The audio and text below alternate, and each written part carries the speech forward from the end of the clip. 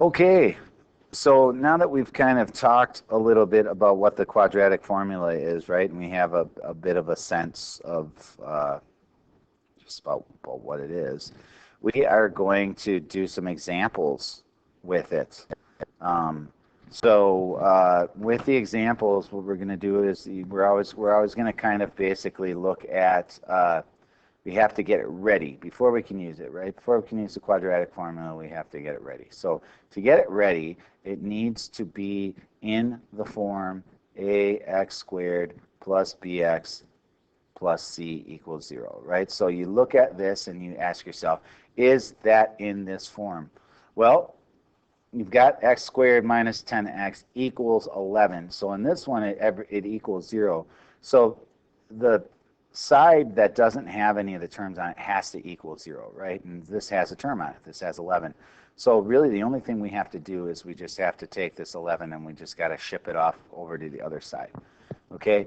And so when we do that, we're sending it over the sign over to the other thing. And the mantra I like to say is when you change sides, right, you change signs.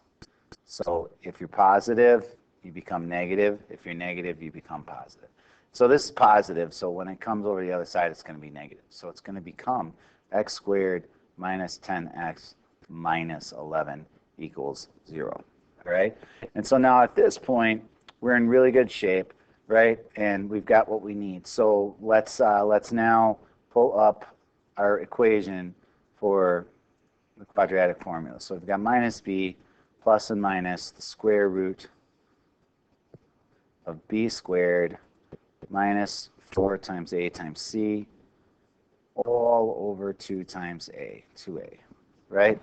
And so I got to figure out what a, b, and c are, all right? So what I'm going to do here is I'm going to kind of color code this. I'm going to make this red, make our b's red. We'll make our a's yellow, so we'll go a, right? And then we'll make our c's blue, all right? And then what I'm going to do over here is I'm going to go like that. That's my c, right? Red is my b, so that's negative 10. And then a is that in front of there, which is 1. And it's 1 because it's not written down, and whenever the constant isn't written, that's how it works. All right, so we're going to take those and we're going to move those into this equation. And I'm going to write it over here. So we're going to go x is equal to, and I'm going to go negative, and then I'm going to draw my line here. And I'm going to go 2 times, and I'm going to just kind of basically leave spaces for us to sort of put the stuff in that we need to put in. Okay? Now, normally, I'm not going to do it like this, all right, because this is slow. But I think if we do it for 1, it might be helpful. So this is the entire formula written out in much longer form with parentheses where everything goes, all right? So for my b, all right, so let's put in our b's first because it's the first thing we see when we get here. So it's put your b term inside the parentheses. So I got negative 10 here, and I've got negative 10 here. Now you'll notice that this negative sign that's with the formula has nothing to do with whether or not this is positive or negative. So if this is negative, you're actually writing 2 negatives by each other, which we should kind of like because that means we're going to be getting a double negative making things positive. All right, let's do my a. My a is 1, so I have 2 times 1 over here, and then I have the 1 over here, and 4 times 1. And then my c, right, goes right here, and that is negative 11, so we're going to have negative 11 right here. And now we are going to just start simplifying this, okay? So let's do that. So we get equals, well, double negative 10 is going to give me positive 10, plus and minus square roots of, well, negative 10 squared, right, is the same as negative 10 times negative 10, which is positive 100. So we're going to put in 100 right here. And then we have minus, and now let's multiply this all out. So we have 4 times 1 is 4, So 4 times negative 4 is negative 16, right? And so we have that over here. Let's make sure I did this right. And 4AC. Oh, sorry, that's not 4, guys. That's negative 11. I was looking at that and I was going, God, that doesn't look right. And the reason it doesn't look right is because it wasn't right. Okay? So when I multiply this, this is 4 times 1 times 11, so this is negative 44. That makes a lot more sense. Okay, now 2 times A. My A was 1, so it's 2 times 1. So that is just 2. All right? So now let's simplify some of this mess here. All right? So we got 10 plus and minus square root of, well, let's do this.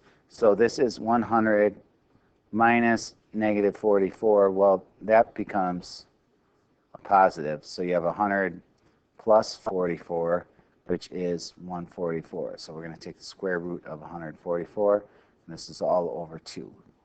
All right? So now let's clean this up over here so we can come work over here. So now what we're going to do is we're going to go equals. All right, so we're taking this and we're going over here. So this is going to equal 10 plus and minus. Well, the square root of 144 is 12. We've already got the plus and minus worked in. So we'll leave that there, and then it's all over 2. And so now this is one of the trickier parts, is just recognizing that this is actually 2 solutions. So what we have here is we have one case where we have 10 plus 12 over 2, and then we have another case where we have 10 minus 12 over 2. So that's, at that point, you know, you have to simplify them, right? So 10 plus 12 is 22 over 2, which means it's 11, right? And this one is negative 2 over 2, which is negative 1. So my 2 roots for solving this are 11 and negative 1, right? And then this one worked out nice because this is actually factorable. This would have been giving you x, sorry, I wrote that wrong, but you know, let's do it. X plus 1, x minus 11 is what you could have done. And then if you worked it backwards, you'd see that, yeah, it gives you this equation right here, all right? So this is kind of a tutorial of, you know, your first example of doing that this year, all right? So I think I am going to make this look like 11, right? So just go through that, right? Negative 11. So hope this is helpful, guys. We'll do a couple more of these, and then we'll move on from there.